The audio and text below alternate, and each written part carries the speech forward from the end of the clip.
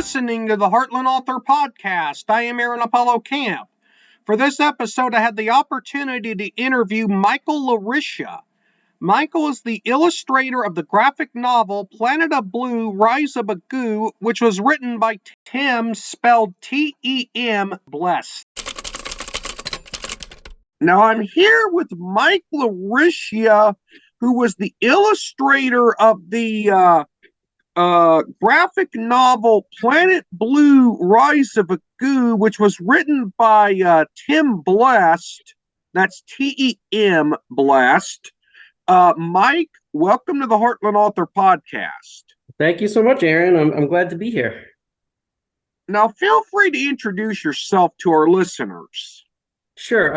My name is Mike LaRiccia. I'm out in Massachusetts. And I, like you said, Aaron, I'm the illustrator, graphic designer, letterer. All the visual components of this new graphic novel are from me. But my history as an artist, I went to school out at UMass Amherst and got a degree in printmaking. I've always been a huge comic book artist, so that sort of style has always influenced the sort of the look of my work. And I've also, been making comics for my entire life. So as I went through college and grad school, I continued to create comics until 2005. I got the Xeric Award for a book called Black Mane. And the Xeric Award, most people don't remember what that was, but that was a financial grant that was created by Peter Laird, who was one of the creators of the Teenage Mutant Ninja Turtles. And so every year he would award this self-publishing grant to, I believe, it's 5 or 10 people, and you could publish your book and get it, distributed and things like that. So after that, for years, I self-published books. I became a graphic designer for a while, and since for the last 10, 15 years or so, I've been doing freelance illustration on games and books, children's books, animation, all kinds of things, and just constantly keeping my foot in creative spaces until, in 2020, I met Tem Blessed, who's the author of the book, and we hooked up and we started working on Planeta Blu, Rise of Agoo. Now, how did you and Tem Blessed meet? It's a cool story because we lived in the same town, and my neighbor at the time was friends with Tem, and Tem had this story that he had written that he'd been working on for about 5 years, and she said, "Hey, my neighbor is an artist. You should meet him." It's as simple as that. And he was really, suspicious of this, and it was one of those things where when he came over, we hit it off immediately. We're like very similar types of people. We're both fathers, with young kids. And we kind of like the same things. And, he pitched this book to me, and I read it, and I felt like it was something really unusual and different and exciting. And we've been, working for years since, and we've become like best friends over it. So it's been a great experience. Now, without spoiling too much of the graphic novel you illustrated, Planeta Blu, Rise of Agoo, what is that novel about?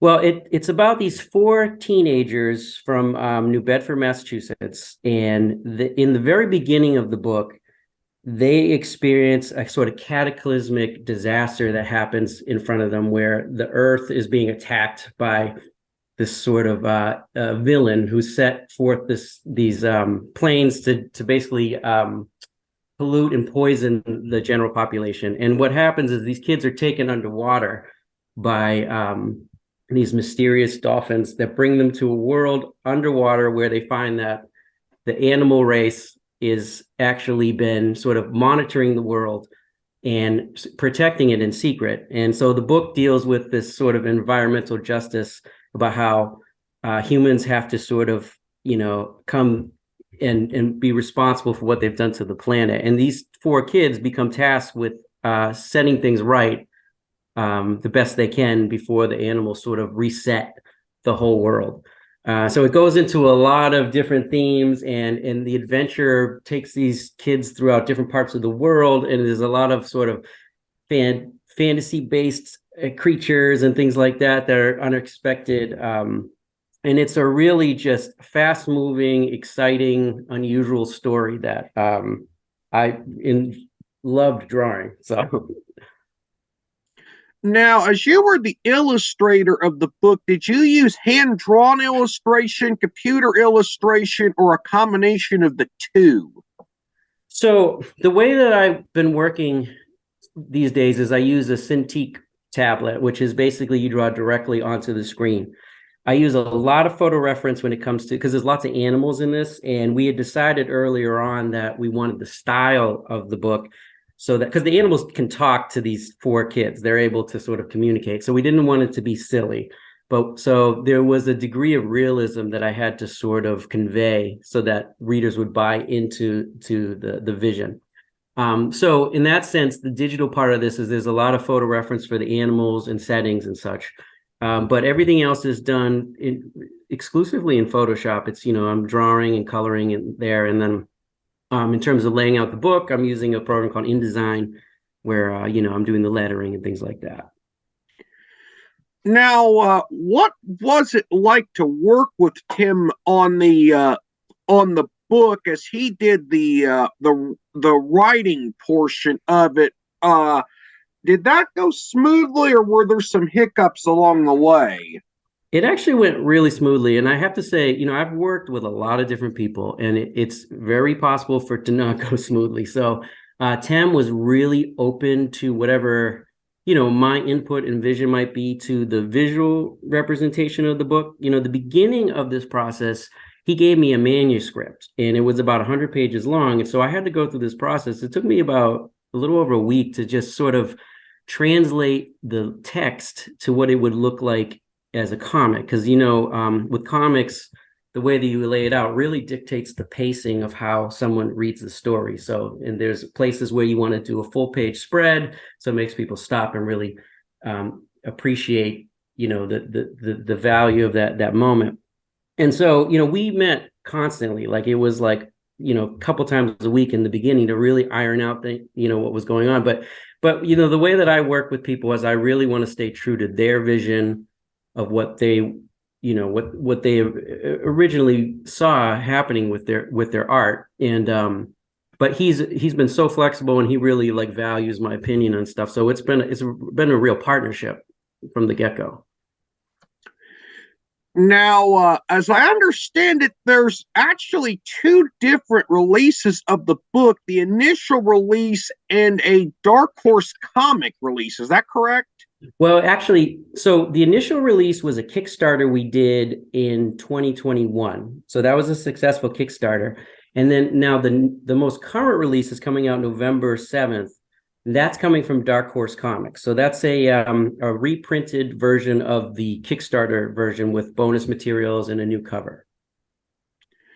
Now Kickstarter is an online platform to crowdfund different types of projects, I believe. Yes, exactly. Okay.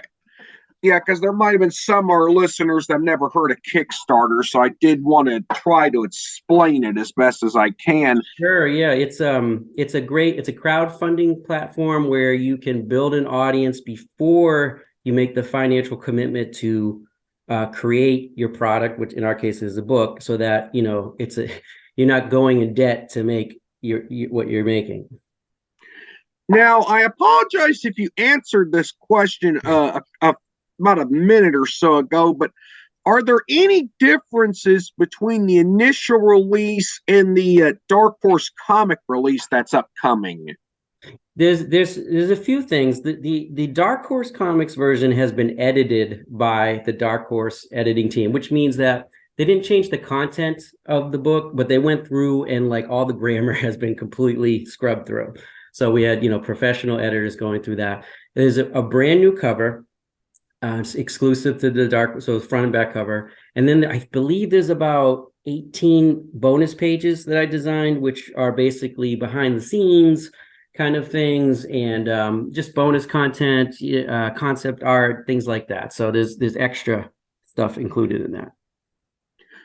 Now, if there is one thing that sets Planeta Blu, Rise of Agoo, apart from all the other graphic novels out there, what is it?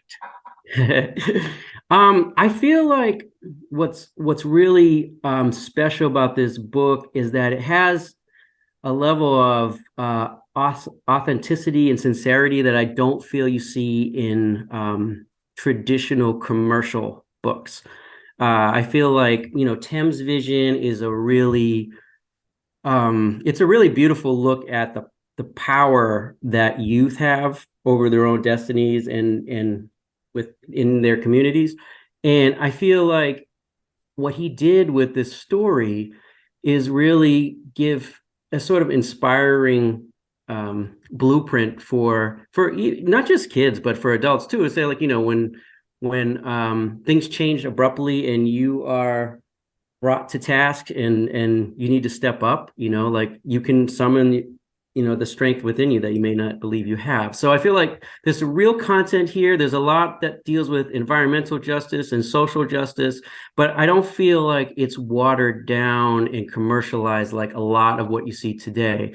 And that's because it's coming directly from the artist. And I have to give shout out to Dark Horse because they saw the book that we did and they didn't see anything that needed to be changed. They really believed in what we were doing. So I feel like we've gotten really good feedback from selling the first printing and conferences and stuff, and kids really have read it and said, like, I mean, they loved it and that they really like resonate. The characters really resonated with them.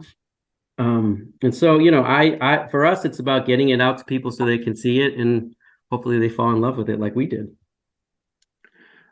Mike, you were an amazing guest for this podcast, and I thank you for appearing on the Heartland Author Podcast. Oh, it was my pleasure, Aaron. Thank you so much. Michael was a wonderful guest for this podcast, and I hope to be able to interview Tem Blessed about the writing side of Planeta Blu, Rise of Agoo sometime in the future. This is Aaron Apollo Camp reminding y'all to write and or illustrate your imagination. Bye for now.